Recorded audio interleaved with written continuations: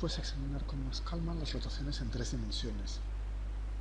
La primera observación evidente es que el eje de rotación es invariante, así que esperamos un autovalor real de valor 1 y dos autovalores complejos, correspondientes a la forma canónica de Jordan de la rotación en el plano perpendicular a ese eje invariante.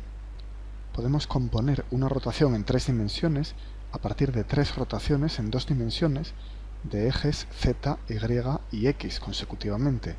Por ejemplo, multiplicándolas en este orden: r igual rz de alfa, ry de beta y rx de gamma. El orden importa, las rotaciones respecto a ejes distintos, como ya hemos discutido, no conmutan. La matriz quedaría de esta forma. Es bastante complicada. En mecánica clásica, tanto como en mecánica cuántica, muy probablemente usemos otros ángulos, los ángulos de Euler, que estudiaremos en segundo curso. En esta misma lección, en el tercer vídeo, vamos a ver otra manera de orientar los ejes de una rotación. Esto es algo más parecido a lo que se hace en astronomía, en la que uno tiene un objeto en la esfera celeste a la que dirige una visual.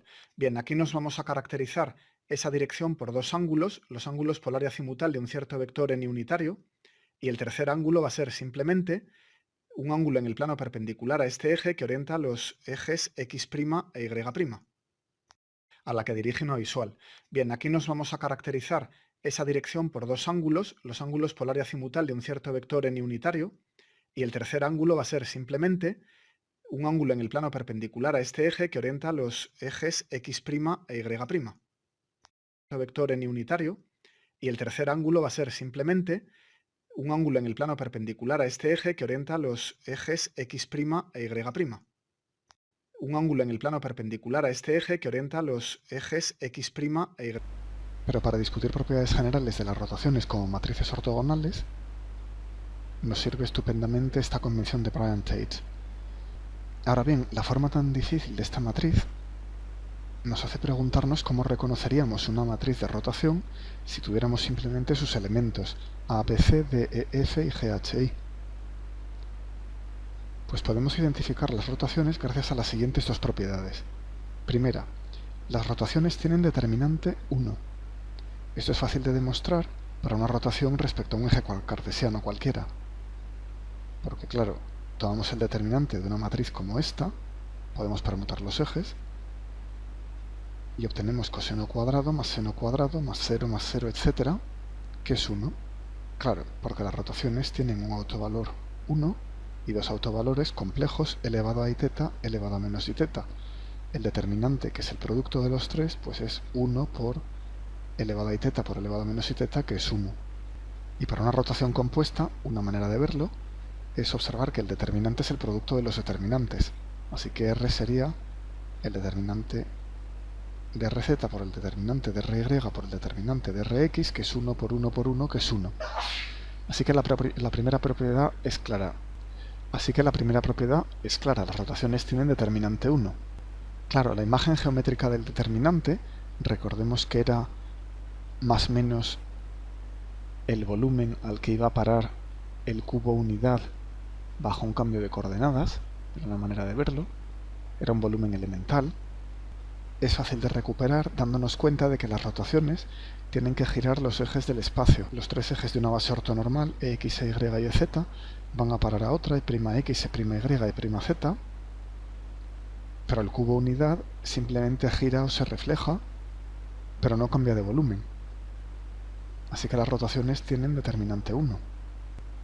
Por tanto, las columnas de la matriz de rotación deben ser la imagen de cada vector unitario, Ex', Y', YZ', esto es, ABC de EF, GHI aplicado sobre 1, 0, 0, que es X, por ejemplo, va a parar a ADG, que es Y'X.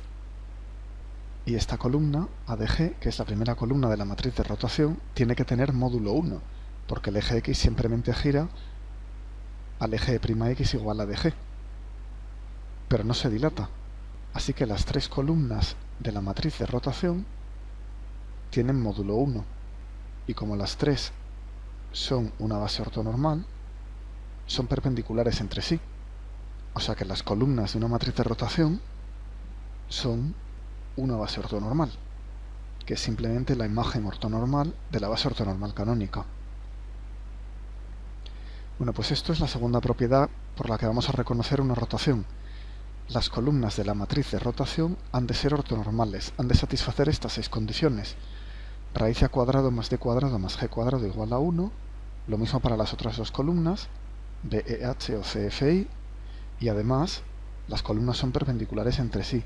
AB más DE más GH igual a 0, AC más DF más G igual a 0, BC más EF más HI igual a 0. Son 6 condiciones, que claro, dejan solamente 3 de los 9 números de la matriz como independientes. Precisamente, una rotación, acabamos de ver que la podemos caracterizar por 3 rotaciones alrededor de los 3 ejes cartesianos. De hecho, esta segunda propiedad es general para cualquier transformación ortogonal, no solamente para las rotaciones, siempre que conserve el producto escalar. Como los ángulos y las longitudes no cambian, podemos girar un polígono o reflejarlo, pensando en un polígono cuyos vértices sean vectores del espacio lineal. Entonces estos polígonos no cambian de forma, simplemente los transformamos en el espacio, los giramos y los reflejamos. Así que la propiedad, como decía, es general y podemos elevarla a la categoría de proposición. Las columnas de la matriz de una transformación ortogonal son una base ortonormal. Pero más aún, las filas también lo son, pues la traspuesta de A era la inversa de A, y A-1, que nos llevaba de la base E' de vuelta a la base E, también es ortogonal. Así que la traspuesta tienen las columnas una base ortonormal, y por tanto A tienen las filas una base ortonormal, porque las columnas de A traspuesta son las filas de A. Así que lo dicho para las columnas es también cierto para las filas. Una matriz ortogonal, y en concreto las de rotación, tienen una base ortonormal a lo largo de las columnas y otra base ortonormal a lo largo de las filas, que por tanto, por supuesto, son linealmente independientes. Así que las matrices ortogonales no pueden tener determinante cero. Veamos un ejemplo. La siguiente matriz es ortogonal, pero no es una rotación. Va a ser la matriz raíz de 2 partido por 2 menos raíz de 2 partido por 2, 0, raíz de 2 partido por 2, raíz de 2 partido por 2, 0, 0, 0, menos 1. Entonces, la suma de los elementos de la primera columna, suma de A sub i1 al cuadrado, es 1. Para la segunda columna, igual. Un medio más un medio suman 1 y el signo no importa al elevar al cuadrado. Y en la tercera columna, la suma de los cuadrados es simplemente el cuadrado del tercero, que es 1. Así que en efecto las 3 filas suman 1 si elevamos sus elementos al cuadrado. Cada una de ellas suma 1. Así que la suma de los cuadrados de los elementos de cada columna es 1. Y lo mismo es cierto para las filas, como se puede ver de inmediato. Más aún, las columnas son ortogonales entre sí. E igual con las filas, podemos tomar el producto escalar de cualesquiera de estos vectores, columna 1 por segunda columna, o columna segunda por tercera, o primera por tercera, y siempre da 0. Así que efectivamente, tanto las filas como las columnas de esta matriz son una base ortonormal. ¿Cómo sé que no es una rotación? Porque no cumple la primera condición, no tiene determinante 1. El determinante de A se calcula volando, es raíz de 2 partido por 2 al cuadrado por menos 1, menos 1 al cuadrado por raíz de 2 partido por 2 al cuadrado, que es menos un medio, que es menos 1, que es distinto de 1.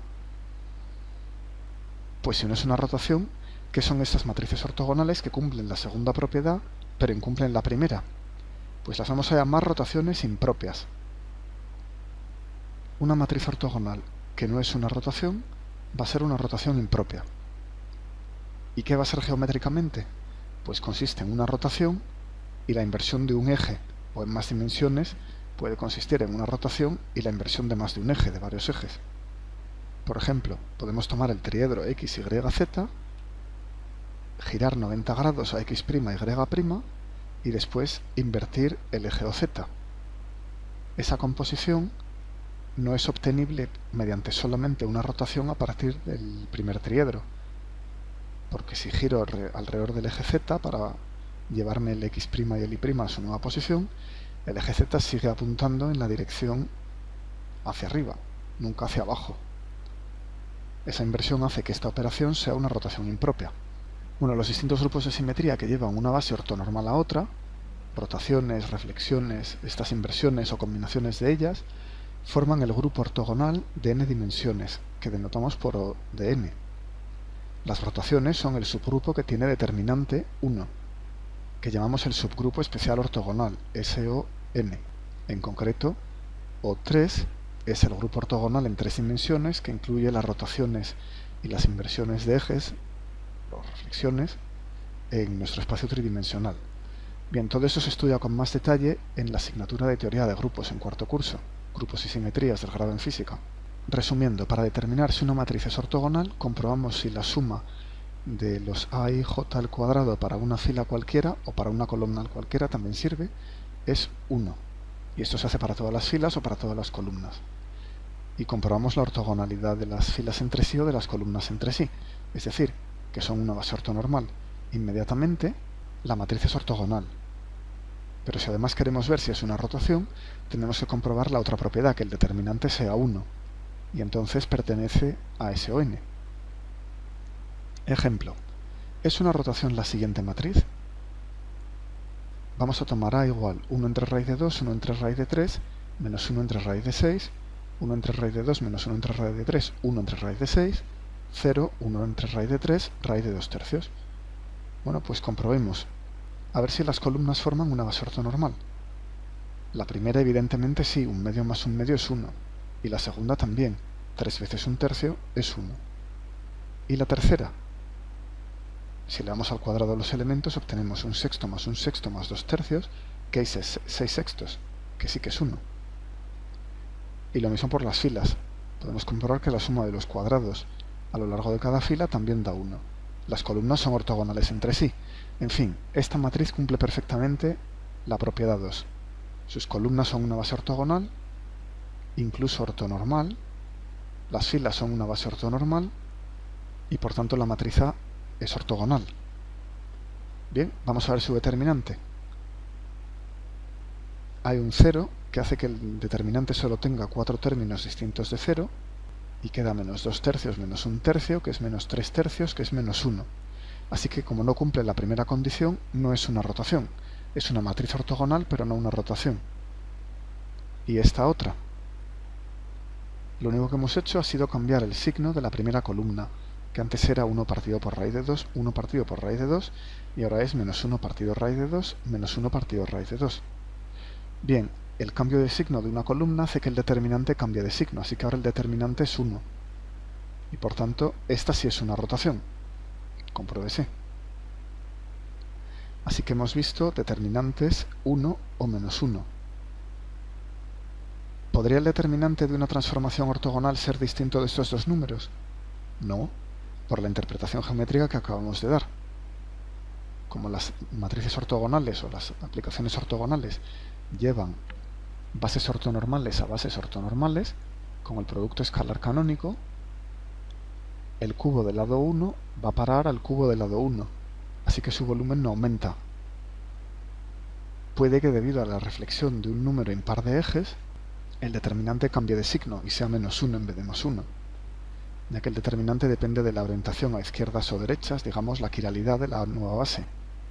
Pero no puede ser otro número, y en particular no puede ser 0, ya sabemos que todas las matrices ortogonales son invertibles.